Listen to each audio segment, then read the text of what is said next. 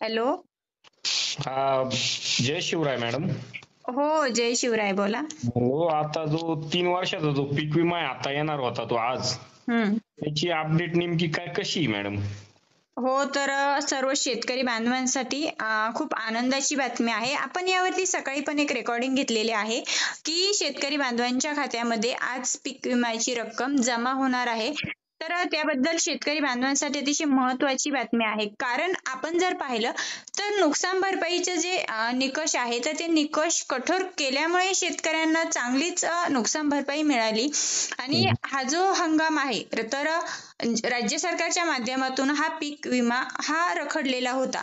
तर मग त्या सर्व शेतकरी बांधवांसाठी म्हणजे पूर्ण 3 वर्ष जो पीक विम्याची रक्कम रखडलेली होती तर त्या सर्व शेतकऱ्यांसाठी आनंदाची बातमी आहे. कारण आज 11 ऑगस्ट रोजी शेतकऱ्यांच्या खात्यामध्ये एकूण 921 कोटी रुपये जमा झालेले आहेत. आता यामध्ये आपण जर पाहिलं तर यामध्ये रब्बी पीक विमा असेल आणि खरीपही पीक विमा होता. म्हणजे रब्बी पीक विम्याचा जर विचार केला तर रब्बी पीक विम्यासाठी आपल्याकडे 112 कोटी रुपये हे शेतकरी बांधवांना मंजूर झालेले होते आणि आज त्यांच्या खात्यामध्ये ते वितरितही झालेले आहे. आणि त्याचबरोबर आपण जर खरीप हंगामाचा विचार केला तर खरीपासाठी एकूण 809 कोटी रुपयांचा निधी हा शेतकरी बांधवांच्या खात्यामध्ये ट्रान्सफर करण्यात आलेला आहे. तर एकंदरीत खरीप आणि रब्बी या दोन्हीचा जर विचार केला तर एकंदरीत 921 कोटी रुपये हे राज्यातील शेतकरी बांधवांना मिळालेले आहेत. हो हो. हॅलो. हो. हो, मिळालेले ना आज मॅडम? हो. तर आपण जर पाहिलं तर आता त्यांना ते 921 कोटी रुपयांचा पीक विमा मिळालेला आहे. आणि या अगोदर जर आपण विचार केला पीक विम्याचा तर याआधी पीक विम्याची नुकसान भरपाई ही कंपन्यांकडून त्यावेळी थेट शेतकऱ्यांच्या खात्यामध्ये जमा करण्यात येत होती. मात्र पीएम किसान सन्मान निधी योजनेचा जो योजनेच्या धर्तीवरती पहिल्यांदाच यावेळेस म्हणजे आपण जर पाहिलं तर पीक विम्याची रक्कम आपल्या शेतकरी बांधवांच्या खात्यामध्ये नेहमीच जमा होत होती.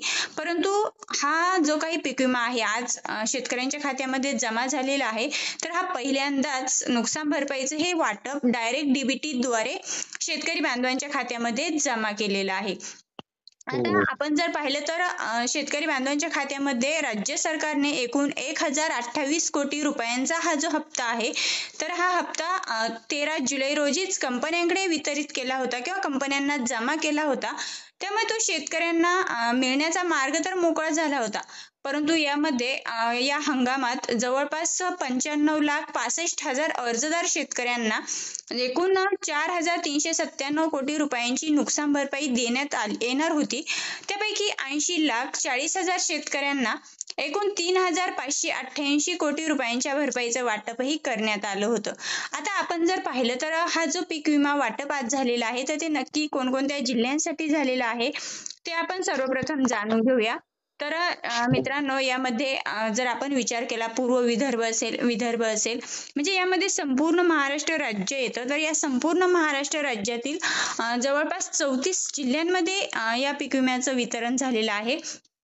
यामध्ये बुलढाणा असेल, अमरावती असेल, अकोला असेल, वाशिम असेल, यवतमाळ असेल, त्यानंतर वर्धा असेल, नागपूर असेल, चंद्रपूर, पुणे, सोलापूर, सांगली, कोल्हापूर, सातारा, धुळे, त्यानंतर नाशिकही असेल, रत्नागिरी जिल्हा असेल, सिंधुदुर्ग जिल्हा असेल, त्यानंतर ठाणे जिल्हा असेल, जळगाव जिल्हा असेल आणि नंदुरबार जिल्हा म्हणजे संपूर्ण जिल्ह्यांची अपडेट आपण घेत आहोत की संपूर्ण जिल्ह्यातील शेतकऱ्यांच्या खात्यामध्ये हा जो पीक विमा आहे तर तो कृषी मंत्री शिवराज सिंह चौहान यांच्या माध्यमातून डायरेक्ट डीबीटी द्वारे शेतकऱ्यांच्या खात्यावरती ट्रान्सफर करण्यात आलेला आहे. लवकरच तो सर्व शेतकरी बांधवांच्या खात्यामध्ये ट्रान्सफर होईल. आता यामध्ये कोणकोणत्या शेतकरी बांधवांच्या खात्यामध्ये तो अद्यापही जमा झाला नाही त्यांनी कमेंटमध्ये नक्कीच विचारायचं आहे. त्याची सुद्धा अपडेट आपण लवकरच आपल्या चॅनलच्या माध्यमातून देण्यात येईल. आता आपण जर विचार केला तर कोणकोणत्या पिकांसाठी हा पीक विमा जमा झाला आहे तर यामध्ये सोयाबीन असेल, कापूस असेल, हरभरा असेल, ज्वारी असेल या सर्व पिकांचा म्हणजे खरीपातील सोयाबीन, कापूस असेल आणि रब्बीमधील सुद्धा रब्बीची ज्वारी असेल, हरभरा असेल म्हणजे संपूर्ण खरीप आणि रब्बी या दोन्हीही पिकांमधील जे काही सर्व पिकं आहेत की ते त्यांचं शेती पिकांचं मोठ्या प्रमाणावरती नुकसान होतं आणि ते पात्र असतात म्हणजे त्या पिकांवरती क्लेम करता येतो अशा सर्व पिकांसाठी हा पीक विमा मंजूर झालेला आहे. मित्रांनो, एकंदरीत आपण 2022 पासून तर 2024 पर्यंतचा सर्व पीक विमा, रखडलेला पीक विमा हा शेतकऱ्यांच्या खात्यामध्ये जमा झालेला आहे आणि त्याचं वाटपही झालेलं आहे. परंतु काही शेतकरी बांधवांच्या खात्यामध्ये अद्यापही मेसेज आले नसतील. काही शेतकरी बांधवांना त्याचे मेसेज सुद्धा आलेले असतील. ज्यांना मेसेज आले त्यांनी कमेंटमध्ये उत्तर द्यायचं आहे आणि ज्यांना मेसेज आले नाही त्यांनी सुद्धा कमेंट्समध्ये नक्कीच आपले प्रश्न मांडायचे आहेत, जेणेकरून आपण पुढील अपडेट त्यावरती घेऊ. हो चालतंय मॅडम. ओके, धन्यवाद. हो.